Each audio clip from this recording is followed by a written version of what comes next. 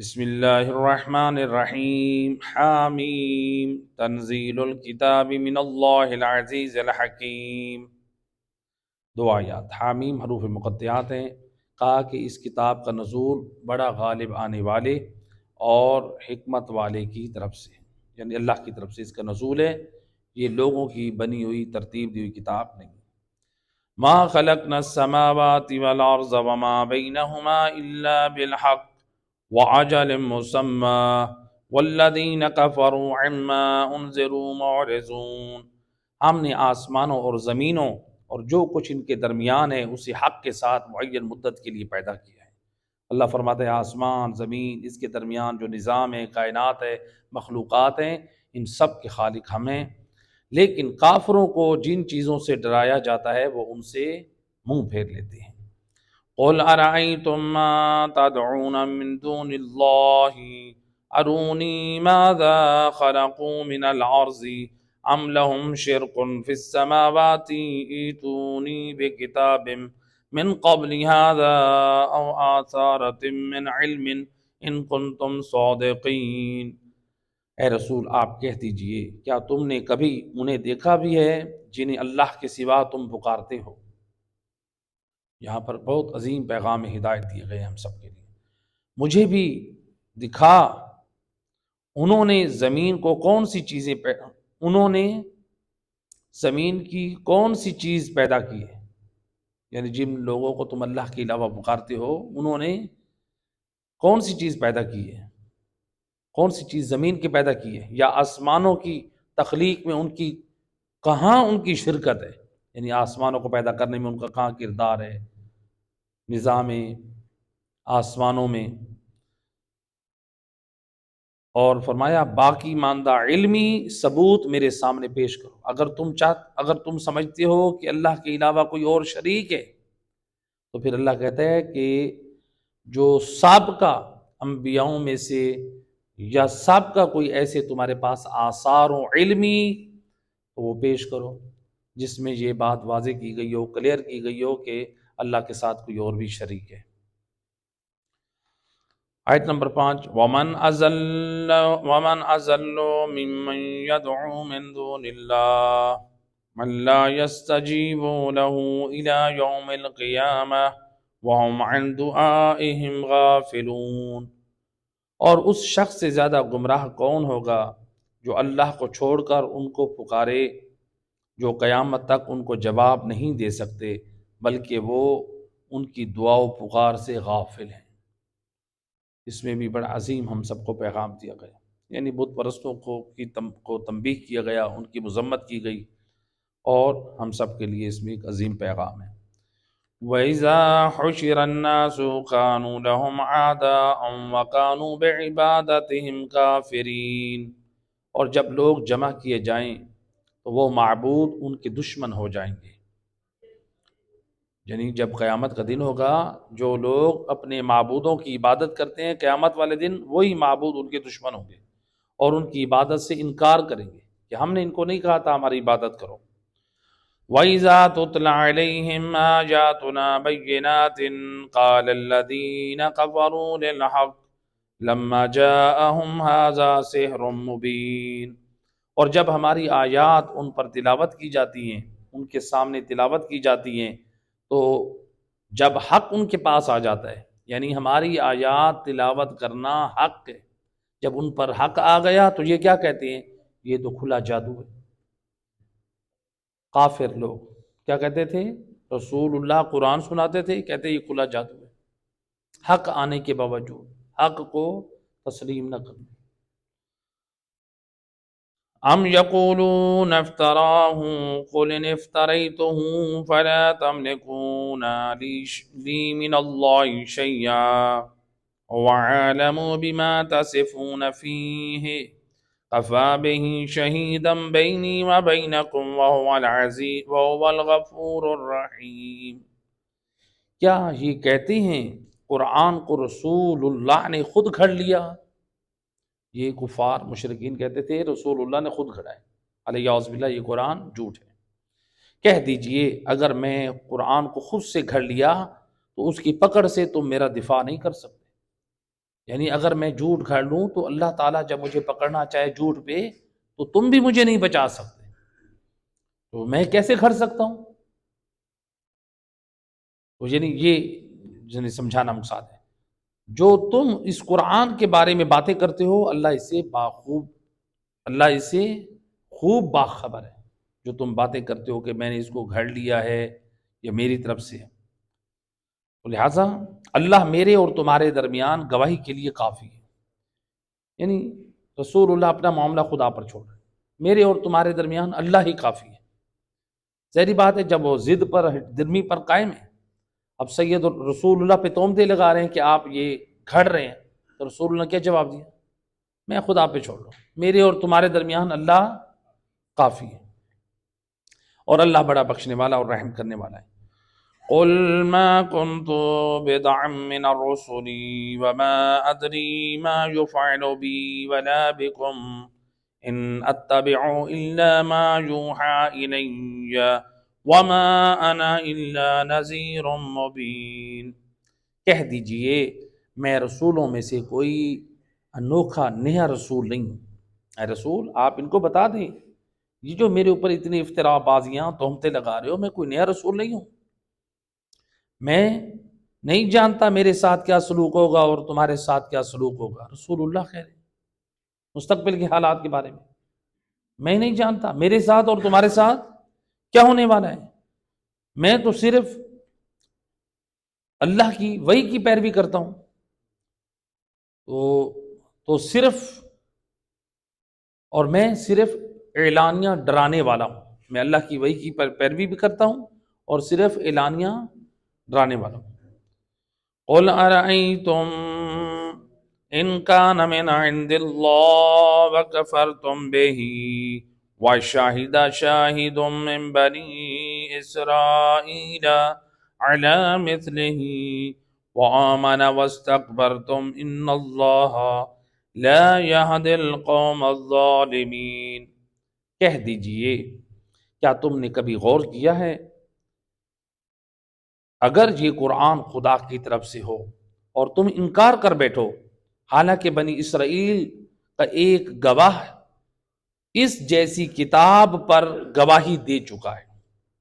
اللہ تعالیٰ جھنجھوڑ رہا ہے، ان سے کہو کفار و مشرکین جو قرآن کے بارے میں غلط باتیں کرتے ہیں، اگر یہ قرآن واقعاً اللہ کا کلام ہوا، انکار کر بیٹھے تو تمہارا انجام کیا ہوگا؟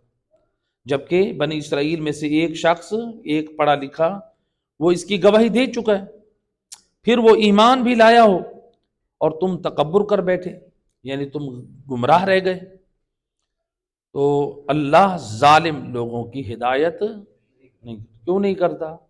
کیونکہ وہ اپنے ظلم پر قائم ہیں۔ تو اللہ کہتا ہے جب تم ضدی ہو، تم نے اپنے ہدایت کے راستے سارے بند کر لیے، ہدایت کے لیے کتاب تو موجود تھی، رسول اللہ بھی موجود تھے، تو لہٰذا یعنی وہ خود نہیں چاہتے تھے ہماری ہدایت ہو۔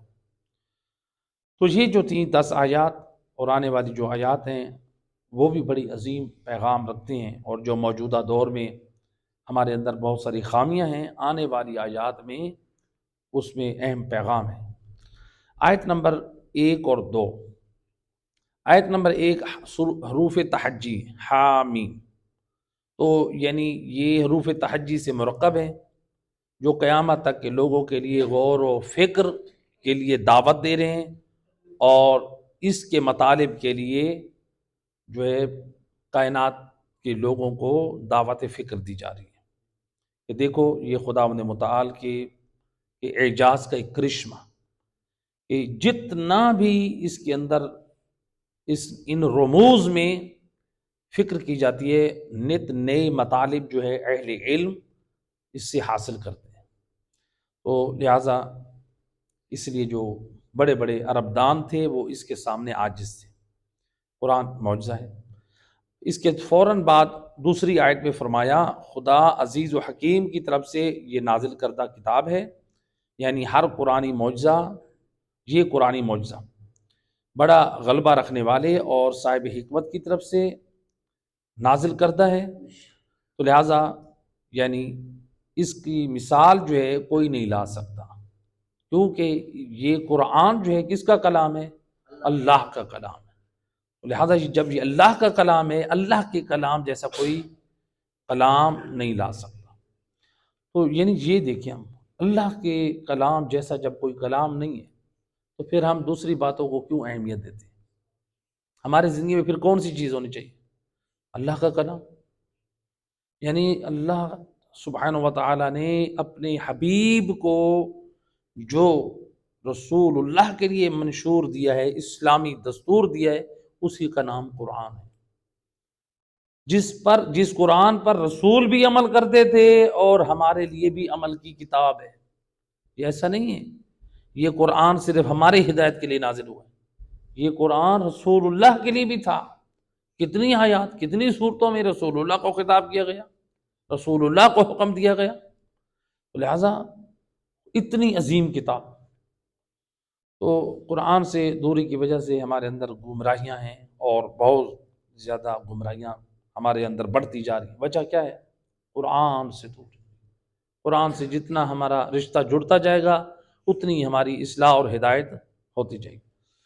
آیت نمبر 3 کا پیغام، اس میں اللہ سبحانہ و تعالیٰ نے واضح فرمایا، آسمانوں اور زمینوں کے درمیان جو چیز بھی ہے سب مدت معین کے لیے خلق ہوئے۔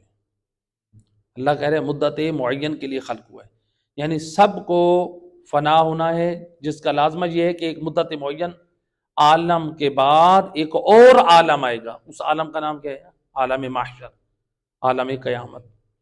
تو لہٰذا یہ اللہ نے کیا کہا؟ آسمان اور زمین اور اس کے درمیان جو کچھ ہے اس کو میں نے کیا کیا ہے؟ مدت معین کے لیے خلق ہے، دائمی نہیں ہے۔ تو یعنی اے دنیا سے دل لگانے والو، اے دنیا کی خاطر اپنے دین کو برباد کرنے والو، اے دنیا کی خاطر اپنے ایمان کو برباد کرنے والو، یہ دنیا ہمیشہ رہنے کی جگہ نہیں، یہ دنیا جائے فنا ہے۔ اس کو مدت معین کے لیے بنایا ہے اور ایک اور عالم ہے۔ تو لہٰذا اس کو اللہ سبحانہ و تعالیٰ نے کس لیے؟ ہمارے لیے دار امتحان قرار دیا۔ کامیابی کی سندیں ہمیں میدان محشر میں ملنی ہیں، وہاں پر کامیابی کی سندیں ملیں گی تو پھر اس کے بعد جو کامیاب ہوگا انشاءاللہ وہی جنت میں جائے گا۔ تو لہٰذا اس آیت میں یہ پیغام دے دیا کہ یہ جو سمجھتا ہے کہ دنیا ہمیشہ رہنے کی جگہ ہے، یہ ہمیشہ رہنے کی جگہ نہیں۔ اگر یہ ہمیشہ رہنے کی جگہ ہوتی تو پھر اس کائنات سے جو اللہ کو سب سے پیارے ہیں، نبی اور آل نبی، وہ بھی اس کائنات سے نہ جاتے۔ تو بتا دیا یہ دنیا ہمیشہ رہنے کی جگہ نہیں ہے، یہ مدت معین کے لیے ہے۔ اور مولا علی علیہ الصلوۃ والسلام نے اس دنیا کے بارے میں، اللہم صلی علی محمد وآل محمد، آپ نے فرمایا ان الدنیا دار فناء، اور دنیا کی خاطر اپنے دین کا سودا کرنے والوں، اور دنیا کی خاطر اپنے ایمان کو بیچنے والوں، دنیا کے خاطر اپنی آخرت کو برباد کرنے والوں، یہ دنیا دار فنا ہے، یہ فنا ہونے والی ہے۔ والآخرہ دار بقاء، اور آخرت باقی رہنے والی ہے۔ مولا علی علیہ السلام نے فیصلہ زبان عصمت سے کر دیا، یہ دنیا دار فنا اور آخرت دار بقا ہے۔ ہمیشہ کی زندگی کوئی گزارنا چاہتا ہے نا، وہ اپنی آخرت کی فکر کرے۔ آج دیکھیں ہم اپنا ایک مکان بنانا چاہتے ہیں نا جی، تو میں ایک مثال عام طور پہ دیتا ہوں، ایک اپنا مکان بنانا ہو تو اس کے لیے کتنے سال ہم جہد کرتے ہیں، کوشش کرتے ہیں، پیسہ جمع کرتے ہیں۔ ہر بندہ اپنی حیثیت کے مطابق پیسہ جمع کرتا ہے، پھر جا کے 2 مرلے 2.5 مرلے 3 مرلے کا، کسی نے 5، ہر ایک نے اپنی حیثیت کے مطابق مکان لیتا ہے۔ ایسے نا پیسے جمع کر دے، کتنا عرصہ لگا، اور مکان بنایا، اور پھر کتنا عرصہ رہیں گے؟ 10 سال 20 سال 50 سال رہیں گے، 60 سال۔ 60 سال رہنے کے لیے اپنے مکان کو بنانے میں کتنی محنت کی، 10 سال رہنے کے لیے کتنی محنت کی، اتنی محنتیں کرتے ہیں، دن رات محنتیں کرتے ہیں ہمارا ایک مکان بن جائے، اور اس میں ہمارے پاس یہ مثلا پانی کی سہولت ہو، بجلی کی سہولت ہو، اے سی کی سہولت ہو، فلاں سہولت ہو، کوشش کرتے ہیں کہ ساری موجودہ دور کی سہولیات موجود ہو، تو اس کے لیے کتنی کوشش کرتے ہیں۔ تو جہاں پہ ہم عارضی زندگی گزارتے ہیں وہاں پر ہم کتنی محنت کرتے ہیں، دن رات محنت کرتے ہیں۔ ہم نے اے سی لگوانا ہے، ہم نے جو ہے وہ گیزر لگوانا ہے، ہم نے فلاں لینا ہے، ہم نے فلاں چیز لینی ہے، ہمارے فلاں چیز سیٹ کرنی ہے. کتنی ہم اپنی گھر کی ڈیکوریشن اور نعمتوں کے حصول کے لیے محنت کرتے ہیں، دن رات محنت کرتے ہیں. جو کچھ عرصے کی زندگی گزارنی ہے جس گھر میں، اور جو دائمی جس گھر میں زندگی گزارنی ہے، جو جنت ہے، جس کا بنانے والا خدا ہے، جس کے وارث محمد و آل محمد ہے، اور اس میں اگر ہم زندگی گزارنے کی تمنا کریں تو اس کے لیے ہم محنت کیوں نہیں کرتے؟ اس کے لیے بھی تو ہمیں زحمت کرنی ہے. تو وہاں پر کوئی مزدوری نہیں ہے. اللہ کہہ رہا ہے کہ جی جو ہے اپنے اعمال لے بندگی انجام دو، یعنی نماز ہے، حج ہے، جو واجبات دین ہے ان کی پابندی کرنی ہے. تو لہٰذا یہ دنیا دار فنا ہے، آخرت دار بقا ہے. روایت ہے رسول خدا صلی اللہ علیہ وآلہ وسلم، اللہم صلی علی، آپ فرماتے ہیں یتبع المیت ثلاثۃ، میت کے ساتھ 3 چیزیں جاتی ہیں. جو شخص مر جاتا ہے اس کے ساتھ کتنی چیزیں جاتی ہیں؟ 3 چیزیں. وَيَرْجِعُ اثنان وَيَبْقَى مَعَهُ واحد، مرنے والا اپنی قبر تک 3 چیزیں لے کر جاتا ہے، ایک چیز اس کے ساتھ قبر میں رہتی ہے، 2 چیزیں گھر واپس آ جاتی ہیں. رسول اللہ ان لوگوں کو خبردار کر رہے ہیں جو دنیا سے دل لگا بیٹھے اور اپنی آخرت کو برباد کر بیٹھے، اپنی قبر کو ویران کر بیٹھے. فرماتے ہیں دنیا ہمیشہ رہنے کی جگہ نہیں ہے، بلکہ موت کے ساتھ 2 چیزیں واپس آ جاتی ہیں. دن جو 2 چیزوں کی خاطر تم لوگ اپنے دین اور ایمان کو برباد کرتے. صلوات پڑھے محمد و اہل بیت، اللہم صلی علی. کیا فرمایا؟ فرمایا یتبعہ اہلہ ومالہ وعملہ. فرمایا جو انسان کے ساتھ، جو شخص مر جاتا ہے اس کے ساتھ جاتی ہیں کتنی چیزیں؟ اس کی اولاد، اس کا مال اور اس کا عمل. یہ 3 چیزیں ہر مرنے والے کے ساتھ اس کی قبر تک جاتے ہیں. وَيَرْجِعُ أَهْلُهُ وَمَالُهُ، مرنے والے کے ساتھ اس کی اولاد اور اس کا مال واپس آ جاتا ہے. کیونکہ اس کی جائیدادیں تو آپ قبر میں دفن نہیں کر سکتے، لہٰذا اس کی اولاد گئی ہے دفنانے کے لیے، وہ واپس آ جائیں گے. اور جس اس کو 4 پائی پہ لے کر گئے ہیں وہ بھی واپس لے آئیں گے. اللہ اکبر. تو لہٰذا اس کا مال اور اس کی اولاد واپس آ جاتی ہے. فرمایا وَيَبْقَى عَمَلُهُ، اور اس کا عمل جو ہے وہ باقی رہ جاتا ہے. جو عمل جو ہے وہ قبر تک باقی رہ جاتا ہے، عمل واپس نہیں آتا. تو یعنی یہ 3 چیزیں انسان کے لیے ہیں، اولاد، مال اور عمل، جس میں سے مال اور اولاد واپس، عمل نہیں باقی رہ جانا ہے. اب عمل کی پھر 2 قسمیں، یا تو عمل بد ہوتا ہے یا عمل. تو لہٰذا رسول اللہ خبردار کر رہے ہیں عمل تو تمہارے ساتھ رہے گا، اگر ہوگا عمل صالح تو عمل صالح کے مطابق تمہارا انجام ہوگا، اور اگر عمل بد ہوا تو تب بھی تمہارا انجام عمل بد کے مطابق. اب تمہاری مرضی ہے، اپنے لیے عمل صالح لے کر جاؤ یا عمل بد لے کر جاؤ. تو لہٰذا عمل جیسے ہمارا عمل ہوگا اس کے مطابق ہماری قبر میں ہمارا حشر نشر ہوگا، حشر نشر ویسے ہوگا. تو لہٰذا یہ جو ہے قبر کے لیے ہمیں خود فکر کرنی چاہیے. تو رسول اللہ نے بھی ہمیں خبردار کیا، اور امام جعفر صادق علیہ الصلوۃ والسلام، اللہم صلی علی. امام فرماتے ہیں میں تمہاری برزخ کے بارے میں ڈرتا ہوں، اپنی قبر کے بارے میں کچھ کر کے آؤ. اور روایات میں ملتا ہے کہ امیر المومنین علی ابن ابی طالب علیہ السلام کی، اللہم صلی علی، امام کی والدہ بی بی فاطمہ بنت اسد نے جب رسول اللہ سے سنا برزخ کے بارے میں تو بی بی فاطمہ بنت اسد قبر کو یاد کر کے گریہ کرتی تھی، خوف زدہ ہوتی تھی. علی کی ماں، جس ماں کی تعظیم علی جیسا مولا کرے، وہ بی قبر کے بارے میں فکر کریں، گریہ کریں. آج علی والا کہہ دے کہ مولا علی قبر میں آئیں، بخشوا دیں گے. مولا علی نے ہمیں چٹھی بھیجی ہے، تم جو مرضی آئے کرتے پھرو، زنا کرو، شرابیں پیو، حرام کرو، نمازیں چھوڑو، دین کا مذاق اڑاؤ، تمہاری بخشش کی میں ضمانت دیتا ہوں. مولا علی کی اماں نے تو قبر کے بارے میں فکر کی تھی. مولا علی کی اماں نے کیا یہی سمجھایا علی مولا اپنی ماں سے زیادہ محبت کرتے ہیں ہم سے. بے شک ہم سے بھی محبت کرتے ہیں، لیکن جو مولا علی پہ تعظیم بھی اپنی ماں کی تعظیم بھی واجب ہے. اور مولا علی اتنی تعظیم کرتے تھے اپنی ماں کی عظمت اور تعظیم. کیا کہتے تھے؟ ایک مرتبہ اپنی ماں بی بی فاطمہ بنت اسد سے کہا اے اماں جان، جب دیکھتا نا میری ماں تھک جاتی ہے، کہا اماں جان بنت رسول فاطمہ زہرا آ رہی ہیں، گھر کے کاموں میں آپ کی ہیلپ کریں گی. اللہ، آج تو ہمارے نوجوان یہ کہتے ہیں نا، کیا کہتے ہیں کہ یہ جو ہے ایک صلوات پڑھے محمد واحد بھائی.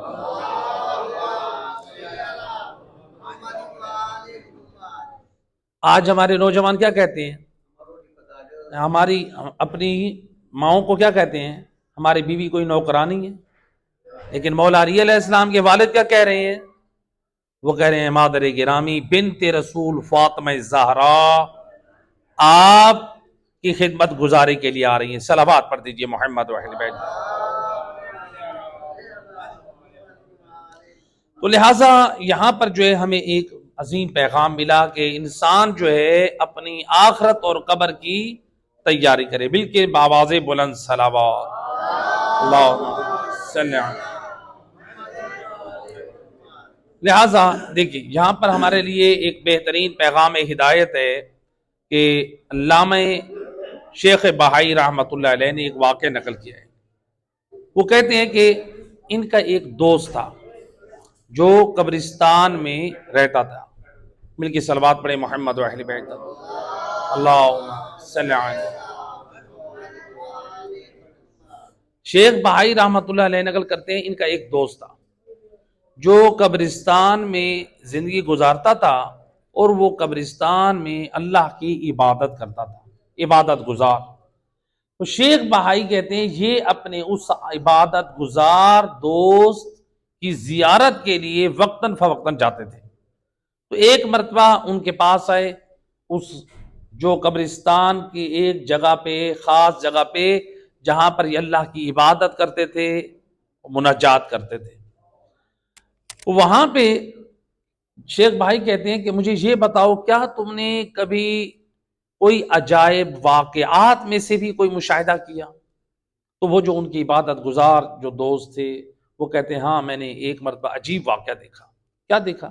کہا کہ ایک مرتبہ لوگ ایک جنازہ لے کر آئے اور انہوں نے کسی قبرستان میں ایک میت کو دفنایا. دفن کر کے وہ چلے گئے تو مغرب سے پہلے، غروب سے پہلے پہلے مجھے اس جگہ پر قبرستان سے اتنی گندی بدبو آئی جو میں نے آج تک نہ سونگی. یا پھر میں نے دیکھا کہ اس قبرستان میں ایک وحشتناک خوفناک مجھے ایک سیاہ رنگ کا کتا نظر آیا، وحشتناک خوفناک شکل والا ایک سیاہ کتا نظر آیا جو اس تازہ قبر کے پاس جا کر وہ غائب ہو گیا. پھر تھوڑی دیر گزری تو مجھے ایک اتنی عظیم اتنی لطیف خوشبو آئی جو آج تک میں نے نہ سنی، بہت عمدہ خوشبو. ابھی میں اس سوچ و بچار میں تھا کہ پھر میں نے دیکھا کہ ایک نورانی جسم والا ایک جوان خوبصورت وہ بھی جا کے اس قبر کے قریب غائب ہو گیا. اب میں بہت حیران پریشان، یہ کیا ماجرا ہے؟ پہلے ایک خوفناک شکل والا وحشتناک ایک سیاہ کتا دیکھا، اس کے بعد یہ ایک نورانی جسم والا جنہیں میں نے جوان دیکھا، دونوں غائب ہو گئے. میں اللہ سے دعا کرنے لگا بار الہ تو مجھے کچھ سمجھا. تو کہتے ہیں کہ پھر مجھے عالم رویا میں یا مجھے جو جواب ملا کہ یہ جو وحشتناک خوفناک شکل والا سیاہ رنگ کا کتا تھا یہ تھا اس میت کے اعمال بد، اس کے اعمال بد تھے وہ تھے، اور وہ جو نوجوان خوبصورت شکل والا تھا یہ اس میت کی نیکیاں تھیں. تو کہتے ہیں کہ یہ جو ہے مجھے بتایا گیا. تو کہتے ہیں کہ میں نے وہاں پر جو مشاہدہ کیا کہ کچھ دیر بعد جو خوبصورت نوجوان شکل والا نوجوان قبر میں گیا تھا، غائب ہو گیا تھا، تھوڑی دیر بعد میں نے دیکھا کہ وہ قبر سے وہی نوجوان باہر نکلا جو زخمی ہے اور خون آلودہ ہے۔ تو وہ جو ہے میں پریشان ہوا، تو یعنی جو مجھے بتایا گیا کہ وہ وحشتناک خوفناک شکل والا کون ہے، اس میت کے اعمال بد ہیں، اور وہ خوبصورت کون ہے، اعمال صالح ہیں۔ تو گویا یہ جو اعمال بد تھے وہ تھے زیادہ، اس لیے وہ وحشتناک سیاہ شکل والا کتا جو ہے وہ زیادہ طاقتور تھا، اس لیے اس نے اس کے اس جسم پر جو نیکیوں سے مجسم تھا اس پر حملہ کیا اور اس کو نقصان پہنچایا۔ تو اگر نیکیاں زیادہ ہوتی تو وہ زیادہ طاقتور ہوتی، تو لہذا وہ سیاہ جسم والا وحشتناک خوفناک جو کتا تھا وہ قبر میں رہ گیا، اور جب تک خدا اس کے گناہوں کو پاک نہیں کرے گا وہ وحشتناک خوفناک شکل والا کتا قبر میں رہے گا، پھر یہ اس کی نیکیاں اس کی قبر میں آئیں گی۔ تو اب رسول اللہ نے ہمیں یہی خبردار کیا، انسان کے موت کے ساتھ تین چیزیں اس کے ساتھ جائیں گی، ایک اولاد ہے، ایک مال ہے، اور ایک عمل صالح۔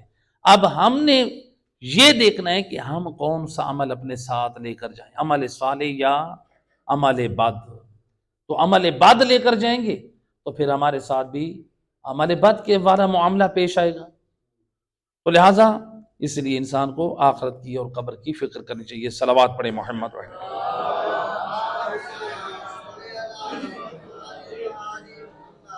آیت نمبر 4 کا پیغام دیا کہ اللہ نے رسول اللہ کے ذریعے یہ پیغام دیا کہ مشرکین سے کہہ دیجئے کہ مجھے بتاؤ تم اللہ کو چھوڑ کر جن بتوں کی عبادت کرتے ہو انہوں نے زمین میں کیا چیز پیدا کی، یا پھر آسمانوں کی خلقت، یعنی آسمانوں میں اللہ سبحانہ و تعالیٰ کے علاوہ کون ہے، یا اللہ کے ساتھ کون شریک ہے کہ مثلا جو آسمانوں کا مالک ہو، نظام شمسی نظام قمری میں خلق کرنے میں شریک ہو، یا کوئی ہے ایسا؟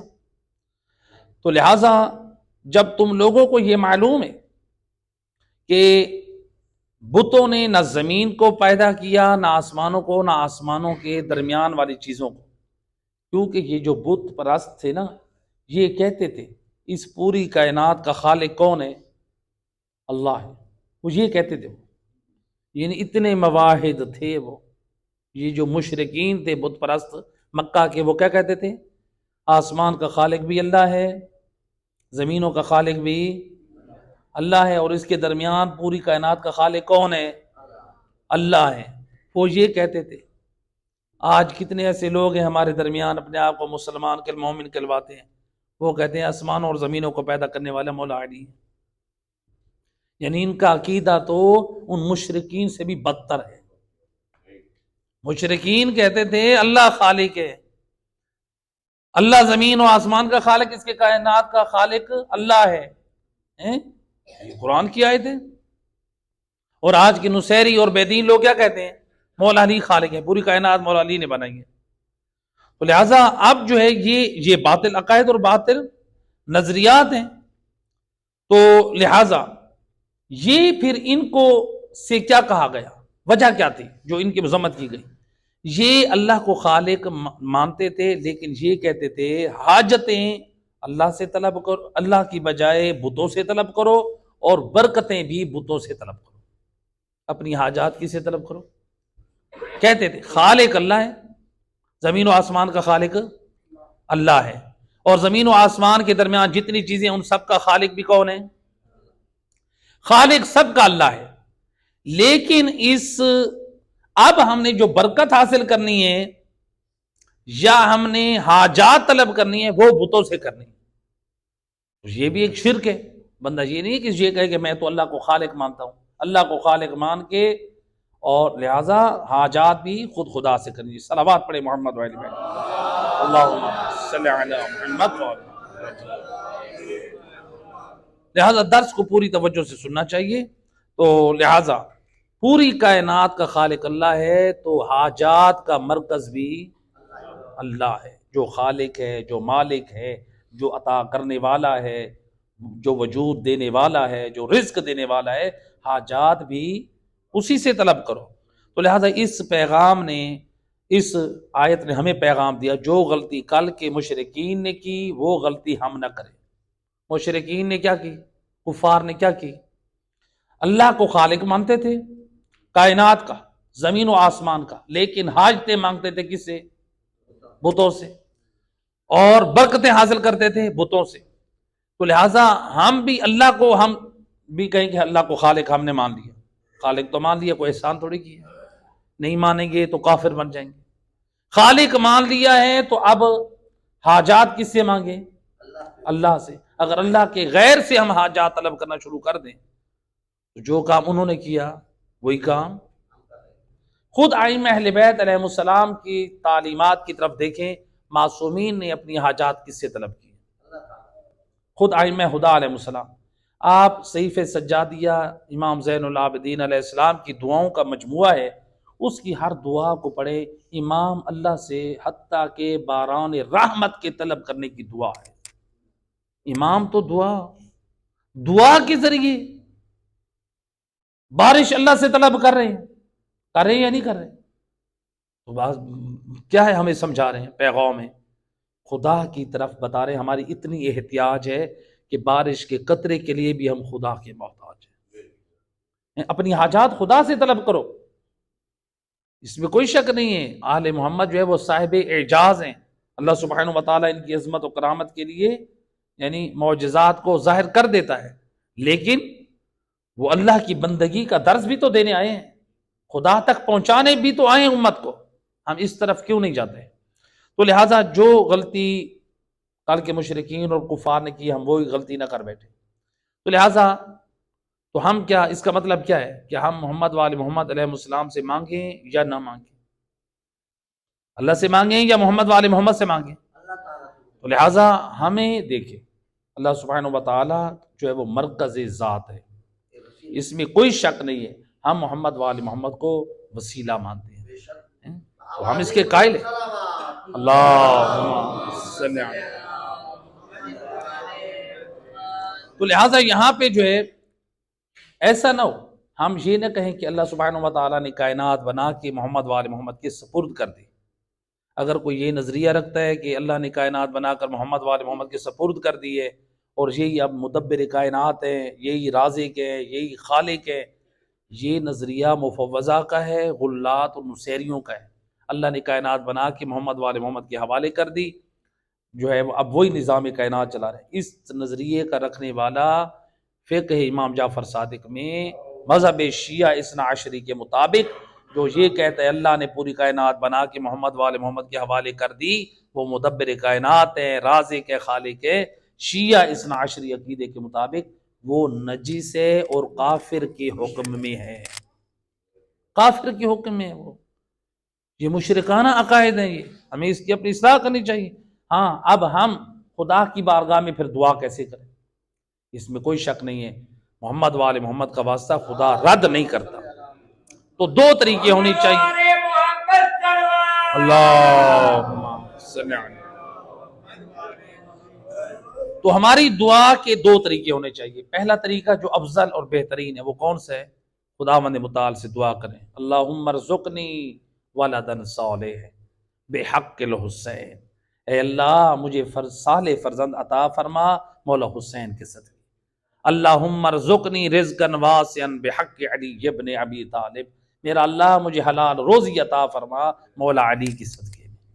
تو لہٰذا آپ اللہ سے دعا اللہ سے کرو، واسطہ محمد وآل محمد کا دو، یقیناً یہ دعا اللہ کی بارگاہ میں مقام استجابت تک پہنچے، تو مرکز بھی باقی رہے اور توسل بھی باقی رہے، یہ ہے ایک بہترین۔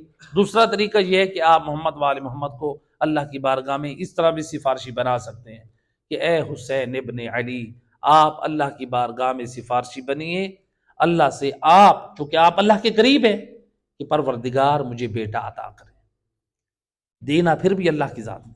اے حسین ابن علی، آپ اللہ کی بارگاہ میں سفارش کیجیے اللہ مجھے بیٹا دے۔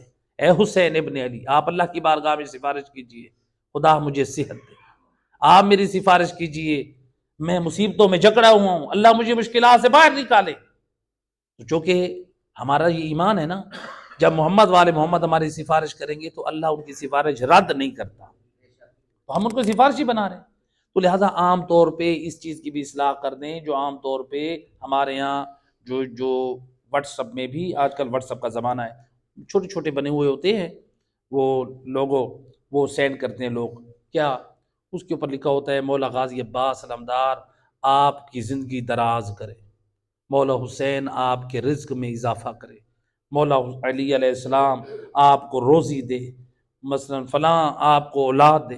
یہ جملے ان کی اصلاح کریں، یہ کہیں اس طرح لکھا ہوا ہونا چاہیے، اللہ حسین ابن علی کے صدقے آپ کو صحت و سلامتی دے، اللہ آپ کو جناب زہرا کے صدقے دنیا کے غموں اور آخرت کے غموں سے نجات دے، اللہ آپ کو امام زمانہ کے صدقے دنیا اور آخرت کی خیر اور سلامتی نصیب فرمائے۔ یہ ایسے بنائے، یہ کیا دنیا والے آج ہم پہ ہنستے ہیں اور وہ دنیا والوں کو دکھاتے کہتے ہیں دیکھو یہ شیعوں کے ہاں کیسے عقائد پائے جاتے ہیں، یہ خدا کو بھلا کر یہ محمد والے محمد کو رازق بھی مانتے ہیں، یہ خالق بھی مانتے ہیں، یہ سارا کچھ انہیں کو بنائے ہوئے ہیں، پھر اپنے کفر و شرک کے ثبوت بھی تو ہم دے رہے ہیں نا ان کو، لیکن ہم شیعہ اثنا عشری نہیں دے رہے، جو ہمارے اندر نادان ہیں، جو غلات اور نصیری اور گمراہ قسم کے لوگ ہیں، جو قرآن اور اہل بیت کی تعلیمات سے دور ہیں، ان کی طرف سے اس قسم کی تعلیمات وہ عام ہوتی ہیں، جس سے وہ دشمن جو ہے وہ ساروں کو پھر مذہب شیعہ کے اوپر بھی اعتراض کرتا ہے۔ صلوات پڑھے محمد و اہل بیت، اللہم صل علی۔ آیت نمبر 5 اور 6 کا پیغام، ان دو آیات میں اللہ سبحانہ وتعالی نے فرمایا کہ کائنات کے سب سے بڑے گمراہ کون ہیں، سب سے کائنات کے بڑے گمراہ، اللہ نے قرآن بھی کہا سب سے بڑے گمراہ کون ہیں، فرمایا کہ جو اللہ کو چھوڑ کر غیر اللہ کی عبادت کرے اور غیر اللہ کو پکارے۔ اللہ نے کہا یہ سب سے کائنات میں بڑے گمراہ ہیں، یعنی دیکھو نا قرآن کا فیصلہ ہے، سب سے بڑا گمراہ کون ہے، آیت نمبر 5 اور 6 سورہ احقاف، سب سے بڑا گمراہ وہ ہے جو اللہ کی عبادت کو چھوڑ کر اللہ کے غیر کی کرے اور اللہ کو چھوڑ کر اس کے غیر کو پکارے، تو لہٰذا کیا کرے، تو یعنی یہ معبود قیامت کے دن اپنی عبادت کرنے والوں کے دشمن ہوں گے۔ اب سوال ہے، قرآن نے کیا کہا، اس آیت مجیدہ نے کیا سمجھایا، یہ لوگ جن معبودوں کی عبادت کرتے ہیں قیامت والے دن وہ اپنی عبادت کرنے والوں کے دشمن ہوں گے۔ اب سوال یہ ہے کہ یہ کیسے ممکن ہے، جو لوگ بت پرست ہیں وہ عبادت کرتے ہیں، قیامت والے دن وہ بت کیسے ان سے دشمنی لیں گے، کیسے ان سے برات اور بیزاری کا اعلان کریں گے، وہ تو بت ہیں، وہ تو پتھر کے ہیں، تو کیا وہ بھی قیامت والے دن محشور ہوں گے، سوال ہے کہ نہیں۔ تو لہٰذا اس کا جواب یہ ہے کہ دیکھیں جو معبود ہیں وہ دو طرح کے ہیں، معبود دو طرح کے، ایک ہیں ذوی العقول یعنی صاحبان عقل، اور ایک معبود ہے غیر ذوی العقول یعنی جو عقل نہیں رکھتے۔ تو جو ذوی العقول یعنی صاحبان عقل ہیں وہ قیامت والے دن بول کر اپنی عبادت کرنے والوں کی مذمت کریں گے اور ان سے برات کا اظہار کریں گے، جیسے حضرت عیسیٰ علیہ السلام اپنی عبادت کرنے والوں سے برات کا اعلان کریں گے، یا اس طرح سے مثلا موجودہ دور میں نصیریوں میں ایک جو فرقہ ہے وہ مولا علی علیہ السلام کی عبادت کرتا ہے، مولا علی علیہ السلام کو سجدے کرتا ہے، مولا علی علیہ السلام کی نماز وہ کہتا ہے کہ ہم نجف کی طرف منہ کر کے نماز پڑھتے ہیں، ہماری نماز مولا علی کی طرف ہے، وہی ہمارے قبلہ ہے۔ تو اب جو مولا علی کی عبادت کرتے ہیں مولا علی بھی قیامت والے دن بول کے ان کی سے برات کریں گے، یا اسی طرح سے جو ہے وہ بعض جو لوگ ہیں وہ فرشتوں کی عبادت کرتے ہیں، فرشتے بھی بول کے برات کا اظہار کریں گے، یا بعض لوگ جو جنات کی عبادت کرتے ہیں وہ بھی بول کے برات کا اظہار کریں گے، یا بعض جو دنیا میں شیاطین کی عبادت کرنے والے ہیں، یہ بھی فرقہ موجود ہے، آپ کو شاید معلوم ہو، شیاطین کی بھی عبادت کرتے ہیں، اس وقت موجود ہیں، آپ کی اسلامی ممالک میں موجود ہیں، اسلامی ممالک میں، تو لہٰذا شیطانوں کی عبادت کرتے ہیں، تو وہ بھی شیاطین بھی قیامت والے دن بول کر برات کریں گے کہ ہم نے ان کو نہیں کہا تھا کہ ہماری عبادت کرو، یہ تو بول کے کہیں گے، تو یہ پتھر کیسے بولیں گے، یہ تو غیر ذوی العقول، یہ تو عقل نہیں رکھتے، کیسے بولیں گے، تو ملتا ہے کہ ان کو بھی خدا زندگی عطا کرے گا اور بولنے کی طاقت عطا کرے گا، اور یہ بول کر اپنی عبادت کرنے والوں کی مذمت کریں گے، ہم نے تو تمہیں نہیں کہا تھا۔ اور قرآن مجید نے ایک مقام پہ فرمایا یا ایھا الذین آمنوا قوا انفسکم واہلیکم نارا، اے ایمان والو خود کو اور اپنی اولاد کو جہنم کی آگ سے بچاؤ، اور جس کا ایندھن انسان اور پتھر ہوں گے، وقودھا الناس والحجارہ، اس جہنم میں اس سے اپنے آپ کو اس جہنم سے بچاؤ جس کا ایندھن کون ہوں گے؟ انسان اور پتھر ہوں گے۔ تو جس کے بارے میں علماء کیا فرماتے ہیں؟ وہ جو پتھر ہوں گے وہ کون ہوں گے؟ وہ جن پتھروں کی وہ عبادت کرتے ہوں، جن کو وہ پوجتے ہوں گے، جن چیزوں کی۔ تو گویا فکری طور پہ جہنم میں ان کو یہ بھی عذاب دیا جائے گا، نفسانی طور پہ خود تو جل رہے ہیں، ان کو یہ اور اذیت ہوگی، دیکھو جو جن کی عبادت کرتے تھے آج وہ بھی ہمارے ساتھ جل رہے ہیں۔ تو آج یہاں پہ یہ بھی ہے، آج جن لوگوں کے کہنے پہ ہم نے قرآن کو چھوڑا، آل محمد کو چھوڑا، دین کی باتیں چھوڑی، وہ بھی جلیں گے جہنم میں، اور ان کے ساتھ وہ لوگ بھی جلیں گے جو ان کی اتباع اور پیروی کرتے ہوئے دین کی دشمنی کے راستے پہ چلے، سارے جلیں گے۔ تو لہٰذا اس آیت مجیدہ کا 5 اور 6 کا پیغام، آیت نمبر 7 کا پیغام، اس میں فرمایا وَإِذَا تُتْلَىٰ عَلَيْهِمْ آيَاتُنَا بَيِّنَاتٍ، جب ہماری واضح آیتیں ان کے سامنے پڑھی جاتی ہیں تو کفار اس حق کے بارے میں جو حق آ چکا ہے کیا کہتے ہیں؟ ھذا سحر مبین۔ حالانکہ کافروں کو چاہیے تھا کہ وہ ہدایت حاصل کریں، وہ اپنی اصلاح کریں، اپنے اعتقادات کو صحیح بنائیں، اپنے اعمال کی اصلاح کریں، لیکن کیا کرتے ہیں؟ وہ کہتے ہیں یہ تو کھلا جادو ہے۔ کیا کہتے ہیں؟ یہ کھلا جادو ہے۔ حالانکہ قرآن میں عبرتیں ہیں، ہدایتیں ہیں، نصیحتیں ہیں، سچے واقعات ہیں، لیکن ہدایت حاصل کرنے کے بعد کیا کہتے ہیں؟ یہ جادو ہے۔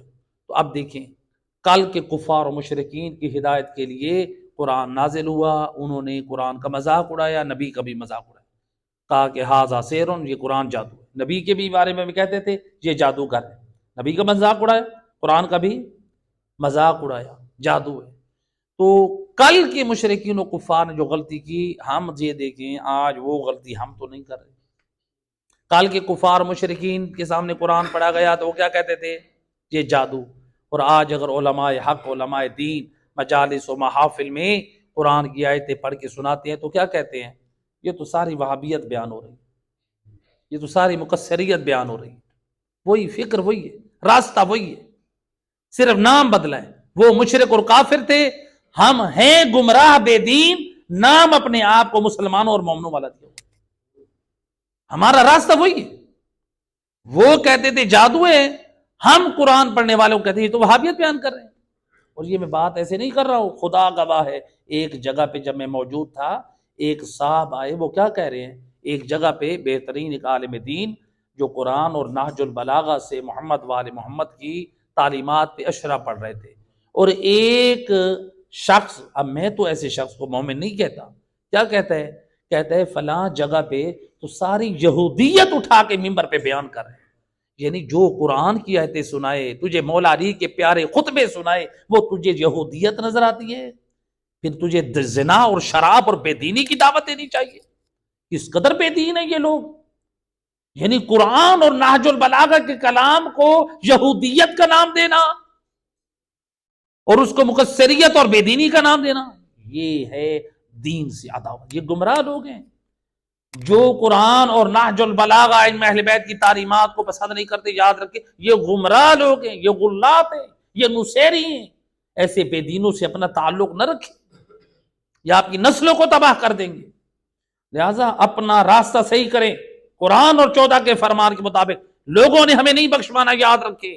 آج 4 پیسے کی خاطر، 4 چیزوں کی خاطر لوگوں کی کشامت کرتے پھریں، اور لوگوں کی خاطر اپنے دین اور اپنے قبلے کا رخ کو ہم چینج کر لیں، یاد رکھیں قبر میں کسی نے نہیں بخشوانا۔ آج ہمارے گھر میں کوئی راشن تھوڑا سا پہنچا سکتا ہے، ہمیں کوئی 10 روپے دے سکتا ہے، 1000 روپے دے سکتا ہے، قبر میں نہیں بخشوا سکتا۔ قبر میں ہمارے صحیح اعمال بخش پائیں گے یا صحیح عقیدہ بخش پائیں گے۔ اور صحیح عقیدہ میں نے کب کہا ہے؟ میری مرضی کے مطابق اپناؤ۔ کب میں نے کہا ہے کہ اعمال میری مرضی؟ قرآن اور 14 کا فرمان، بس میں ہمیشہ یہی بات کرتا ہوں، قرآن اور 14 کا فرمان ہمارے لیے رائے حق ہے۔ جو بھی قرآن اور 14 کے فرمان کے مخالف کام انجام دیتا ہے، چاہے وہ امامے والا ہو، چاہے وہ خطیب ہو، ذاکر ہو، مومن ہو، عزادار ہو، ماتمی ہو، زوار ہو، حاجی ہو، جس کا عمل نہ قرآن کے مطابق ہے نہ سنت کے مطابق ہے وہ اپنے زمانے کا بے دین اور گمراہ ہے۔ دین دار وہی ہے جس کے عمل اور عقیدے کی بنیاد یا قرآن یا پھر 14 کا فرمان۔ صلوات پڑھے محمد وحمد اللہم صلی علی محمد۔ آیت نمبر 8 کا پیغام، اس میں کفار و مشرکین نے پہلے قرآن کیا کہا تھا؟ پہلی آیت میں کہا تھا کہ یہ جادو ہے۔ اس میں یہ ہے کہ اب کفار نے اس آیت میں کیا کہا؟ ایک قدم اور آگے بڑھ گئے۔ پہلے کہا تھا کہ یہ قرآن جادو ہے، اب کیا کہا؟ کہنے لگے یہ تو یقولون افطرا، یہ تو الیاذ باللہ رسول اللہ نے جھوٹ بولا ہے۔ قرآن کے بارے میں وہ کہتے تھے یہ رسول اللہ نے جھوٹ بولا، الیاذ باللہ۔ تو سید رسول نے یعنی قرآن کی آیت مجیدہ کے مطابق یعنی ان سے کہہ دیجئے ان افتریتہ فلا تملکون لی من اللہ شیئا، اگر میں خدا کے اوپر جھوٹ بولوں یعنی قرآن بنا کر رسول اللہ کی طرف منسوب کر دوں تو پھر تم میرا دفاع نہیں کر سکتے۔ یعنی اگر میں قرآن کو غلط منسوب کروں تو پھر خدا میرا بھی مواخذہ کرے گا، تو پھر جب میرا مواخذہ خدا کرے گا تم مجھے نہیں بخشوا سکتے ہیں؟ تو یعنی اب رسول اللہ یعنی بتا رہے ہیں کہ میں کیوں ایسا کام کروں کہ جس پر خدا میرا مواخذہ کرے اور مجھے کوئی بچانے والا بھی نہ ہو۔ اور ہمیں پیغام دے دیا کہ جو لوگ اپنی طرف سے قرآن کے مفہوم اور ترجمے بنا کر غلط نسبت دیتے ہیں خدا کی طرف، ان کی پکڑ ایسی ہوگی ان کو بھی کوئی نہیں بخشوا سکتا۔ آج دیکھ لیں کتنے لوگ ہیں اپنی مرضی کے قرآن کے ترجمے کرتے ہیں، غلط مفہوم نکالتے ہیں، غلط تفسیر کرتے ہیں۔ اچھا پھر یہاں پہ لوگ کہتے ہیں، بعض لوگ سوال کرتے ہیں پھر جب قرآن جو ہے ایک ہے تو اس کی تفاسیر اتنی زیادہ کیوں ہیں؟ تقریباً 100 سے زیادہ تفاسیر ہیں، کیوں ہیں؟ سوال ہے۔ تفاسیر میں یہ نہیں کہا جاتا کوئی بھی مفسر کہ یہ جو میں نے تفسیر بیان کر رہا ہوں یہ حرف آخر ہے، بلکہ وہ ہوتا ہے احتمال۔ اس لیے ہمارے علماء مفسرین کیا کہتے ہیں، جو اس آیت سے میں نے یہ سمجھا تو ہم بھی یہی کہہ رہے ہیں۔ پیغامات قرآن یعنی آ کر بندہ حقیر بھی جو سمجھ رہا ہے، اور نہ جانے کتنے پیغامات قرآن ہیں، ان آیات میں تدبر ہم کریں تو ہمیں مل سکتے۔ تو مجھے بھی جتنے پیغامات واضح نظر آتے ہیں وہ آپ کی خدمت پیش کرتا ہوں۔ میں یہ تھوڑی کہتا ہوں کہ یہ حرف آخر ہے، اور بھی کتنے پیغامات ہو سکتے ہیں، اور میں جو پیغام دیتا ہوں اس کے ساتھ کیا کرتا ہوں؟ مینشن کس چیز کو کرتا ہوں؟ محمد و آل محمد کے کلام کو پیش کریں۔ اس لیے ہمارے درس قرآن ہم نے اس کا موضوع رکھا ہوا ہے، یعنی جو ہمارا ٹائٹل درس قرآن در نظر وارثان قرآن۔ تو انشاءاللہ صلوات پڑھے محمد و آل محمد۔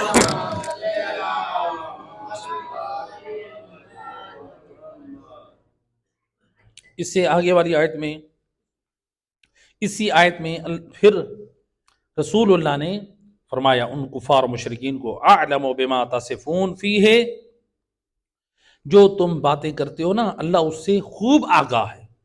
قرآن کے بارے میں جو جھوٹی باتیں کرتے ہو، کفا بہ شہیدا بینی و بینکم، اللہ میرے اور تمہارے درمیان بطور گواہ کافی ہے، وہی اللہ گواہ ہے۔ تو لہٰذا آپ کا یہ جواب اس لیے تھا چونکہ سامنے والے کفار و مشرکین کیا تھے؟ اپنی ضد پہ ڈٹے ہوئے تھے۔ اب رسول اللہ کیا کرے؟ آپ نے خدا پر اپنا معاملہ چھوڑ دیا، میرے اور تمہارے درمیان اللہ کافی ہے۔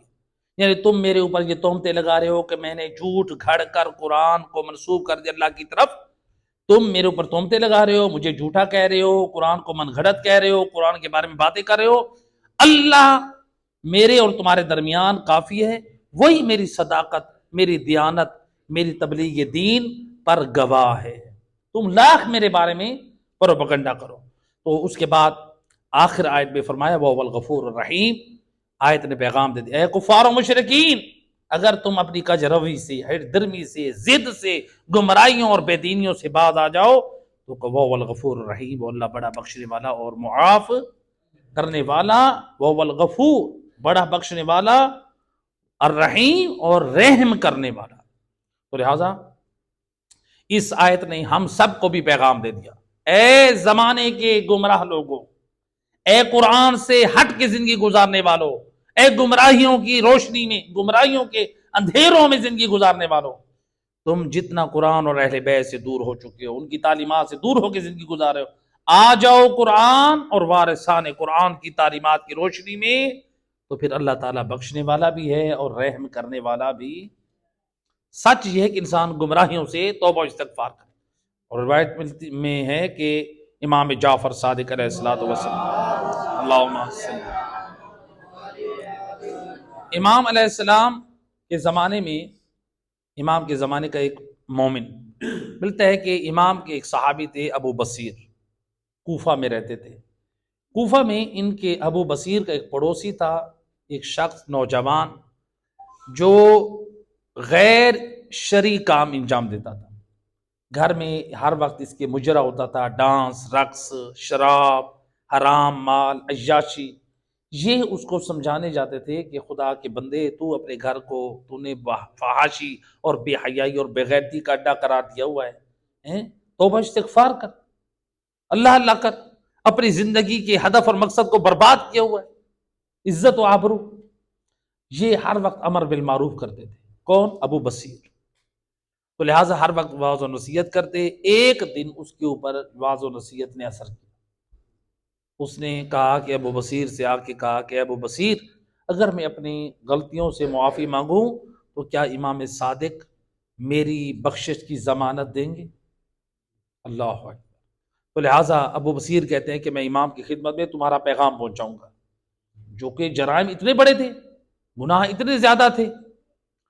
تو اب ابو بصیر حج پر گئے تو امام علیہ السلام کی خدمت میں آئے، تو امام سے پوچھا، مولا میرا ایک ہمسایہ ہے، وہ جو بد کردار، بے دین، بد عمل، گمراہ، اب وہ توبہ کرنا چاہتا ہے، کہتا ہے کیا میری بخشش کے لیے کوئی راستہ ہے؟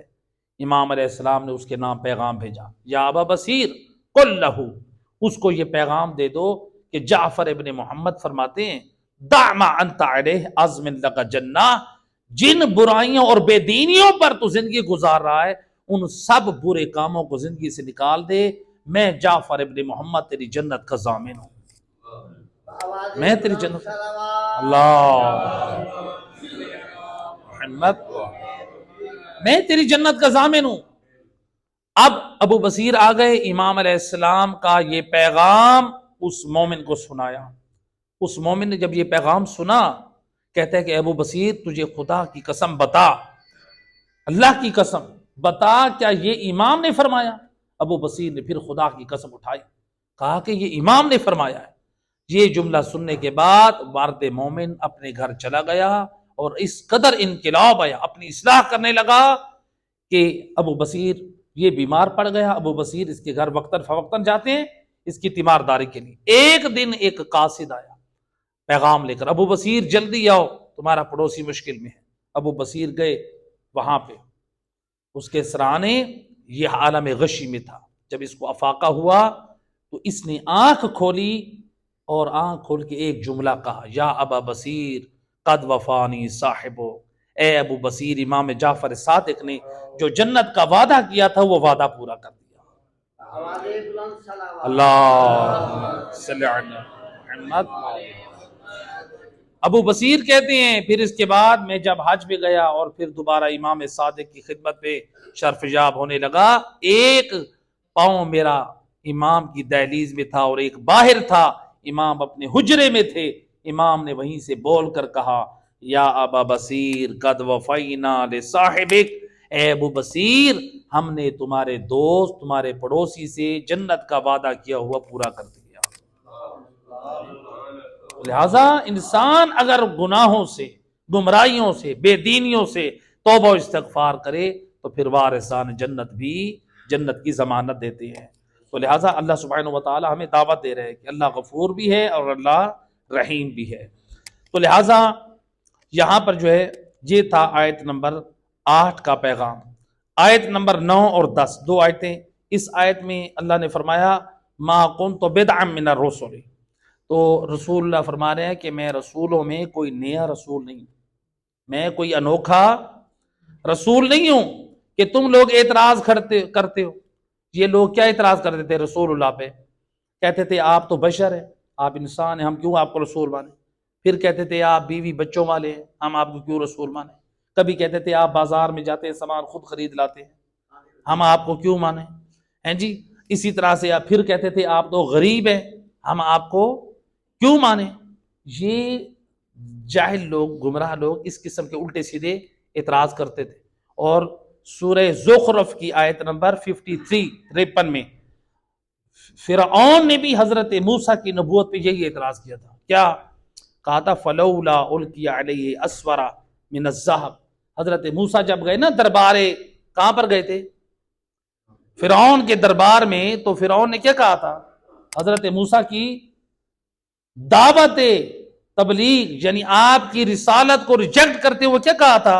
فلولا القی علیہ اسورہ، کہ موسیٰ نے، حضرت اس موسیٰ نے تو کوئی کنگن بھی اپنے ہاتھ میں نہیں پہنا ہوا، وہ خود کنگن پہنتا تھا نا، سونے کے کنگن پہنتا تھا، کڑے۔ تو اب اس کے دربار میں جب اس کا جادو ناکام ہو گیا تو وہ اس نے کیا کہا؟ موسیٰ اگر نبی حق ہوتا تو اس کے ہاتھ میں بھی کنگن اور کڑا ہوتا سونے کا۔ یہ جو حلا والے رسم و رواج، یہ دیکھیں یہ قرآن کہہ رہا ہے۔ کیا فرعون نے کہا تھا میں موسیٰ کو نبی تب مانتا جب اس کے ہاتھ میں کنگن اور کڑا ہوتا۔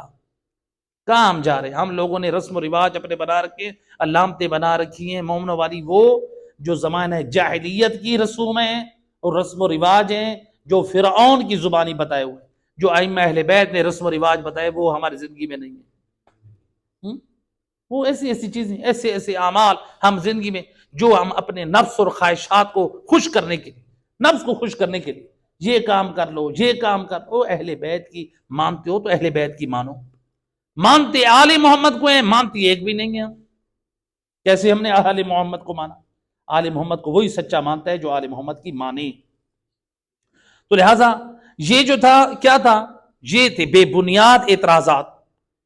تو لہٰذا جبکہ اللہ سبحانہ و تعالیٰ نے جو معیار دیا ہے وہ علم دیا ہے، وہ کردار دیا ہے، اللہ نے واضح نشانیاں دی ہیں۔ تو یہ جو تھے، یہ جو حلا، یہ گمراہ لوگ، بے دین لوگ، یہ اعتراض کرتے تھے۔ تو آج کے دور میں بھی یہی اعتراض کرتے ہیں۔ پہلے دور کے لوگ انبیاء پہ اعتراض کرتے، اس کے ہاتھ میں کڑا کیوں نہیں ہے؟ یہ کھاتا پیتا کیوں ہے؟ یہ بولتا، یہ بازار کیوں جاتا ہے؟ یہ غریب ہے، یہ مالدار نہیں ہے، ہمارے اسٹیٹس کے مطابق نہیں ہے۔ آج کے لوگ وارثان علم نبی پر بھی یہی اعتراض کرتے ہیں، علماء پر وہ بھی یہی اعتراض کرتے ہیں، ہم ان کی بات کیوں مانیں؟ تو لہٰذا وہ غلطی جو کل کے کفار مشرکین نے کی، ہم وہ غلطی نہ دہرائیں۔ اگر ہم نے وہی غلطی دہرائی تو پھر ہمارا انجام بھی وہی ہوگا۔ اور رسول اللہ نے اس میں پھر فرمایا کہ ان اتبع الا ما یوحی الی، میں تو اللہ کی وحی کی پیروی کرتا ہوں، تم لوگ یعنی جس طرح بھی میرے اوپر یعنی جسارت کر رہے ہو کہ میں اللہ کی وحی کی پیروی کرتا ہوں، میں اللہ کی وحی کا پابند ہوں، میں تمہارے رسم و رواج کا پابند نہیں ہوں کہ جس طرح تم کہو میں ویسے زندگی گزاروں۔ کویا بتا دیا اس کی پیروی کرو۔ اس آیت نے ہمیں بھی بتا دیا تم بھی معاشرے میں ان علماء کی، ان افراد کی پیروی کرو جو وحی الہی کی پیروی کرتے ہیں، جو خواہشات نفس اور اپنی مرضی اور بے دینیوں کی بنیاد پر اعمال انجام دیتے ہیں، وہ پیروی کے لائق نہیں ہیں۔ جو وحی الہی کی پیروی کرتے ہیں، قرآن کی پیروی کرتے ہیں، وارثان قرآن کی تعلیمات کی پیروی کرتے ہیں، وہ پیروی کے قابل ہے۔ صلوات پڑھ دے محمد و اہل محمد۔ بہرحال آخری آیت کا پیغام اس میں یہ فرمایا کہ اگر یہ قرآن خدا کی طرف سے ہو اور تم اس کا انکار کر بیٹھو، حالانکہ بنی اسرائیل میں سے ایک گواہ نے گواہی بھی دے دی تھی اور وہ ایمان بھی لے آیا تھا، تو تم سے بڑھ کر کون گمراہ ہوگا؟ اور اللہ ظالم لوگوں کی ہدایت نہیں کرتا۔ تو یہاں پر علماء محدثین نے بیان کیا ہے کہ اس آیت کا جو مصداق ہے، جو شخص ایمان لے آیا تھا اور جس نے قرآن کی صداقت کی گواہی دی تھی، اس کا نام تھا عبداللہ بن سلام۔ اب یہاں پر اعتراض ہوتا ہے کہ عبداللہ بن سلام جو تھا وہ تو مدینہ میں ایمان لے آیا تھا، اس نے قرآن کی تصدیق بھی مدینے میں کی تھی، جبکہ یہ صورت کہاں کی ہے؟ یہ ہے مکہ کی، تو پھر یہ جواب کیسے بن پائے گا؟ تو علماء نے جواب دیا کہ یہ جو آیت ہے یہ مکی ہے، یہ آیت جو ہے یہ مدنی ہے۔ تو یہ ممکن ہے ایک صورت مثلا مدنی ہو اور اس میں مکی آیات ہوں، اور ایک صورت مکی اور اس میں مدنی آیات ہوں، تو اس میں ایک یا دو آیات کا آنا، مثلا مکی صورت ہے تو مدنی آیات کا آنا یہ ممکن ہے۔ اور یہ بھی ممکن ہوتا ہے کہ ایک صورت اور ایک آیات پہلے مثلا مکہ میں نازل ہو چکی، وہ دوبارہ مدینے میں نازل ہو جائے، تو یعنی اس حکم کو تکرارن اور تاکیدن اصلاح امت کے لیے۔ تو لہٰذا یہ قرآن ہم سب کی ہدایت کے پیغامات دے رہا ہے۔ یہ 10 آیات تھی، تو پروردگار سے دعا کری مہربان اللہ صدقہ محمد و اہل بیت